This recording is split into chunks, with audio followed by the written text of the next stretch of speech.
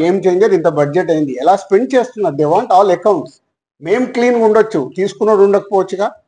So మా దగ్గరికి వెళ్ళి అన్ని డీటెయిల్ తీసుకొని ఎవరెవరికి వెళ్ళాయో వాళ్ళ ద్వారా చెక్ చేస్తారు. ఎందుకంటే TDS, GST, so many process ఉంటాయి. అంతేగాని ఎక్కువ ఊహించేసుకుంటున్నారు, ఏం లేదని. హైలైట్స్ దాంట్లో ఉండకుండా కొంచెం బయటికి రండి అని నా రిక్వెస్ట్.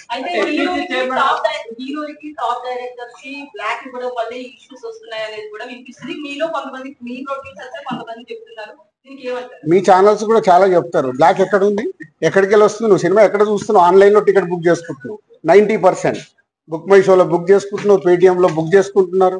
ఎక్కడుంది క్యాష్? 90% అకౌంట్లోనే కదా అందరు మీరు బుక్ చేసుకుంటున్నారు, సినిమాలు చూస్తున్నారు. అది మళ్ళీ మీ ఊహ. ఎవరికి రావాల్సిన స్టోరీలు ఎప్పుడు రాసుకుంటూనే ఉంటారు, ఎందుకంటే మీకు కూడా హైలైట్స్ కావాలి కదా, లేకుంటే కష్టంగా. నేను మీకు అదేనండి చెప్తున్నా, 2008లో అయింది సెర్చ్ నా మీద. ఎన్ని సంవత్సరాల తర్వాత వచ్చారు? 1, 2 ఓన్లీ నా మీదే అవుతే మీరు మాట్లాడేది రైట్. ఇండస్ట్రీలో చాలా మంది మీద అయింది కదా. సో దీనికి దానికి లింక్ లేదు కదా. అదే అనవసరమైనది ఊహించుకొని లింకులు చేయకుండానే నా రిక్వెస్ట్. అసలు నేను ఆఫీస్కి వెళ్ళాను, మరి నాకు ఎవరైనా చెప్పలా.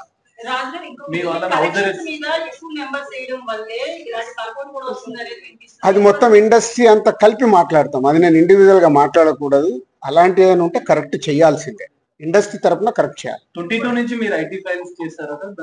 ఎవ్రీ ఇయర్ ఉంటుంది. 22 నుంచి అంటే ఎవ్రీ ఇయర్ ఉంటుంది. అదే 22, 23 వరకు అసెస్మెంట్స్ అయిపోయాయి. 30% స్లాబ్ లోకి ఎంటర్ అయ్యారు కదా, దానికి సంబంధించిన క్లియర్ ఉందా? ఏంటది? ₹1 కోటి దాటితే ఐటీ. మీరు ఎక్కడున్నారండి బాబు? నా కంపెనీ టర్న్ ఓవర్ ఎంత? 30% గురించి మాట్లాడతాం. హైలైట్ టర్న్ ఓవర్ నా కంపెనీది. ఎప్పుడో 2008లోనే నా సర్వే అయిందంటే అప్పుడే ఎంటర్ అవుతుంది కదా అవుద్ది.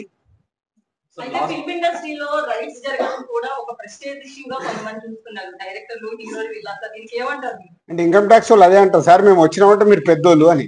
సో మీ మీద కూడా చేయించుకోరు, మీరు ఫాస్ట్ గా పెద్దోళ్ళు అవుతారు. అది న్యాచురల్. అంటే హౌస్ అరెస్ట్ అంటే ఇప్పుడు నేనున్నాను 3 రోజులు వీడియోలు తీస్తున్నాను, నేను ఎక్కడికైనా వాకింగ్ చేస్తాను, బయటికి వెళ్ళనివ్వరు.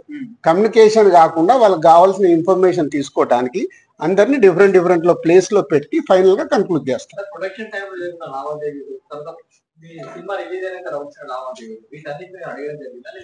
అది ఆటోమేటిక్ అండి, అది ప్రాసెస్. వాళ్ళకి అదే అవగాహన చేసుకోవడానికి. సినిమా క్యాష్ ఉన్న బ్యాంక్ వెళ్ళి డ్రా చేసి పెడతారు. సో వాళ్ళకి డౌట్స్ ఉంటాయి. డౌట్స్ ఉన్నప్పుడు క్లారిఫై చేయాల్సిన రెస్పాన్సిబిలిటీ మాదే కదా. సో అలా ఒక్కొక్కటి ప్రొడక్షన్ ఏంటి, డిస్ట్రిబ్యూషన్ ఏంటి, ఎగ్జిబిషన్ ఏంటి, ఎలా ప్రాసెస్ లో ఉంటాయి అన్ని ఎక్స్ప్లెయిన్ చేస్తూ వచ్చాను.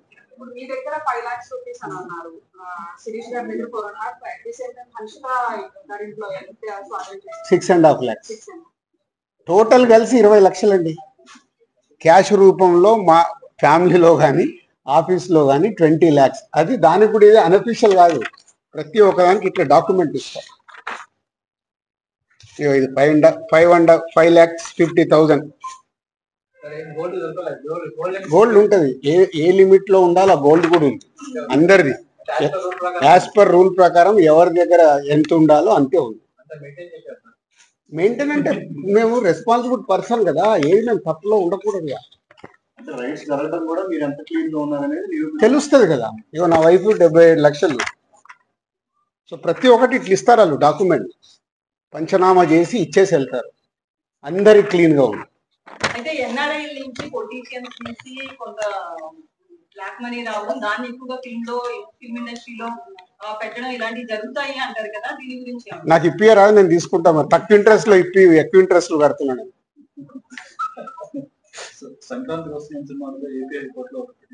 అవన్నీ జరుగుతూనే ఉంటాయి. ఎంతసేపు నెగిటివ్ పాజిటివ్ మాట్లాడి అవన్నీ ప్రాసెస్ లో జరుగుతుంటాయి. ఎందుకు వేసారు? ఏది ఆగదుగా, ప్రాసెస్ అది జరుగుతుంది. ఓకే, ఏం చెప్పాలి, అయిపోయింది, మొత్తం తీసుకున్నారు. థర్డ్ రోజు వచ్చి కలవమన్నారు. ఈ లోపల చెక్ చేసుకుంటారు, ఆడిటర్ వెళ్ళి మాట్లాడతారు. థర్డ్ రోజు వెళ్ళి నేను కలుస్తాను. నెక్స్ట్ అయిపోయింది కదా, చెప్పినా కదా మొన్నే 2025 స్టార్ట్ అని.